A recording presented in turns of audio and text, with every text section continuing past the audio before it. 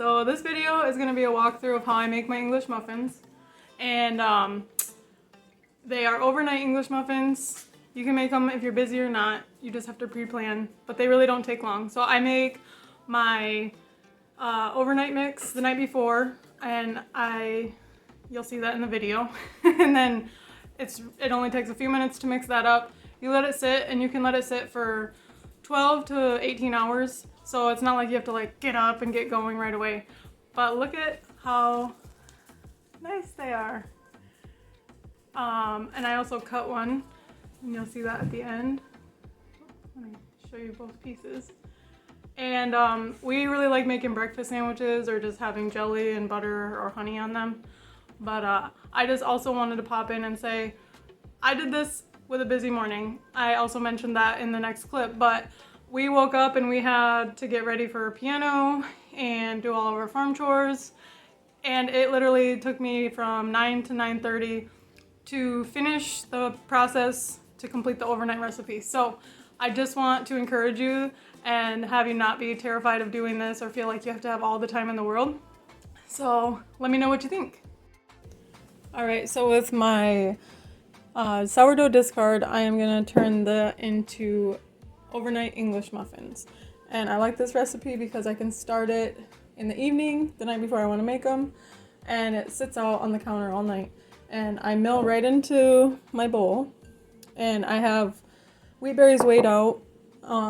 It calls for 135 grams or a half cup of your sourdough discard, and then 275 grams of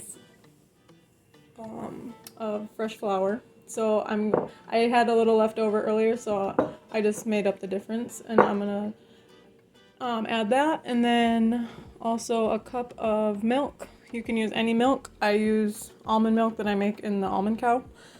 So I've done it with multiple different kinds of milk, so choose your liking. And I'm gonna start my mill.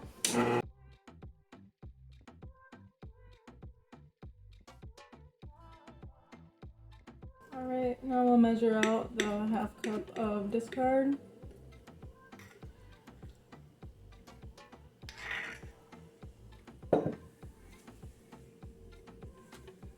And I'm going to pour my milk in.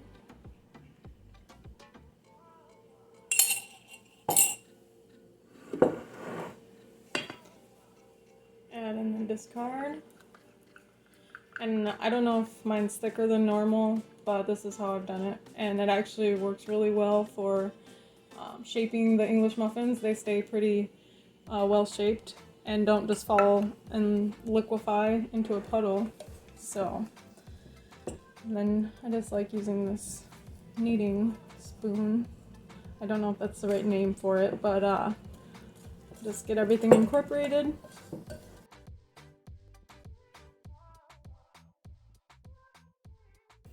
And mine always looks about this consistency, so it's kind of a thicker dough. And then all we're gonna do is leave it sit out and cover it with saran wrap.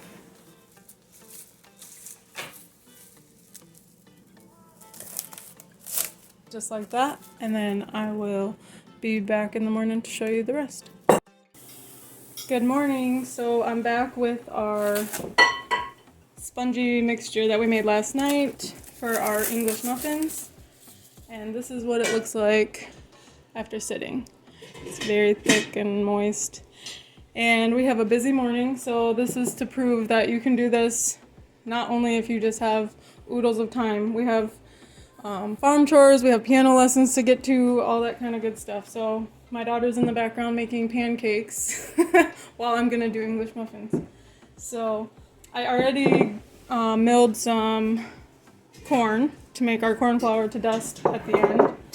And then today we add a little bit more flour. So I already weighed out my berries, but it is about 85 grams and it equates to half a cup. So I'm just gonna mill that real quick and show you that it's easy, one bowl. You don't have to make a huge mess in your kitchen for it.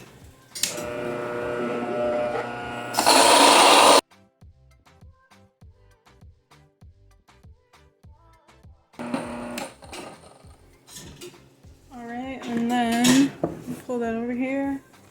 We also have to add, either you can do a tablespoon of honey or a tablespoon of sugar. It really doesn't matter. Even if you wanted to leave it out, I really don't think that would matter much. It's just more for flavor, I believe.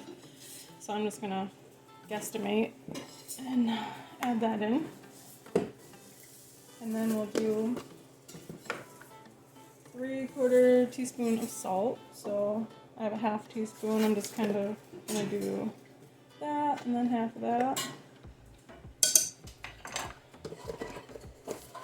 And then we'll need a teaspoon of baking soda.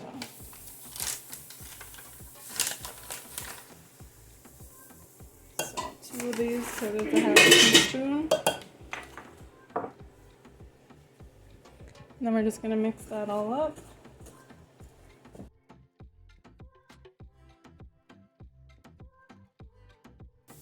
And then I am gonna spray my hands and just do it by hand because it gets easier with your hands. So don't be afraid to get dirty. I want to make sure that baking soda is all mixed in. Otherwise somebody's getting a super salty bite, okay?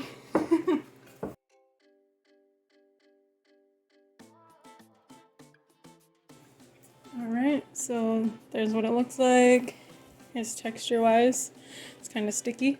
And then I am going to go wash my hands and show you how to shape it. Alright, so I've sprayed my table. The sunshine's coming in really bright, so I'm sorry if the lighting's kind of off. But I'm gonna use my hand to just make a evenish size. Let me see if you can see that. I'll lower here.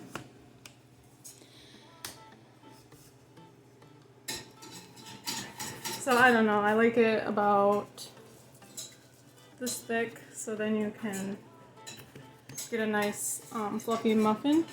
And then I'm just gonna go around and, oh, and I forgot, you should oil your cutter because they are a little sticky. So I'm gonna move that there and bring my cornmeal over, and we're gonna sprinkle that out to set these on.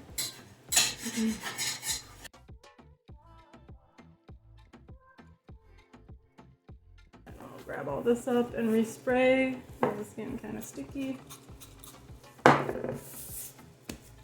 And then we'll just do the same thing.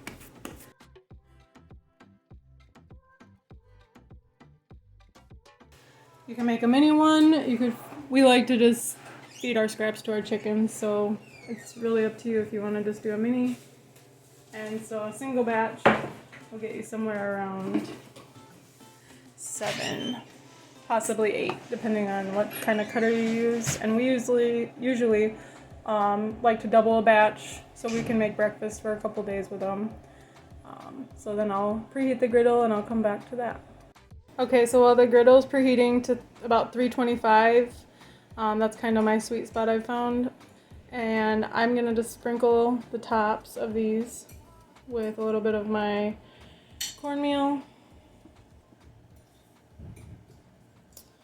And then I like to just kind of use my fingers and gently, because you don't want to pop the little bit of air that's forming with the baking soda. Just flatten it out. It helps cooking.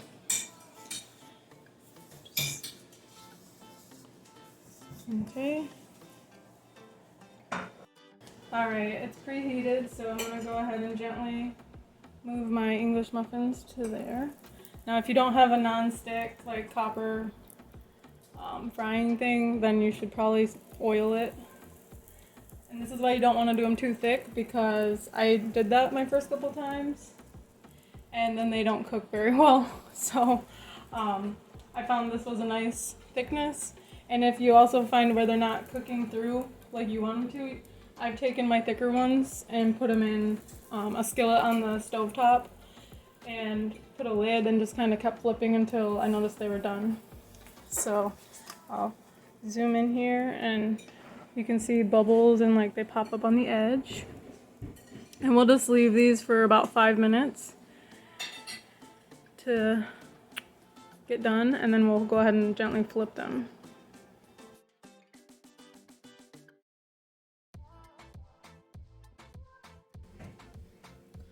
Alright, so this is about what we are looking for. I don't know if I can show you. I'll show you as I flip it.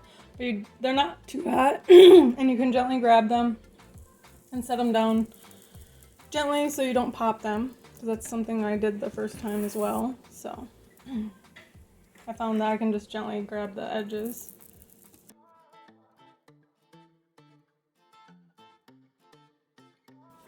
Alright, and we'll leave those for another, 4 to 5 minutes, and we are looking for like the middles to look dry.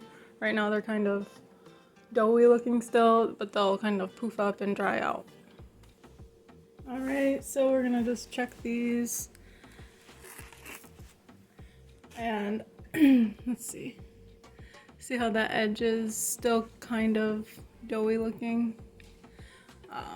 That's where I like to just put in a frying pan or keep flipping until they're done. They're kind of on the drier side anyway, so it's not like you're looking to take them off super quick. But look, they look just like store-bought when you start spread out the cornmeal like that. And they're so pretty. Alright, so I just wanted to show you how sometimes I finish them up when they're a little thick. Sometimes I think I might actually want to try it in a skillet with a lid, because that would help cook the middle. So I just preheated my cast iron, and I didn't do anything special. I'm just going to set them in there and put my lid on.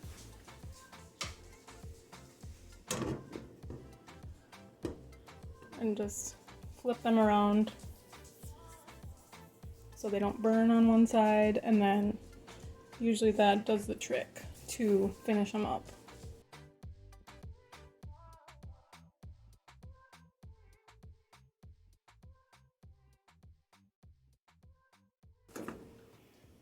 Alright, so let's see if we can focus on the edge now. It looks a lot less gummy. And even if they are a little not done inside, if you're going to eat them right away, that's perfectly fine. If you're going to toast them, that will fix that. So I'm just going to take these out.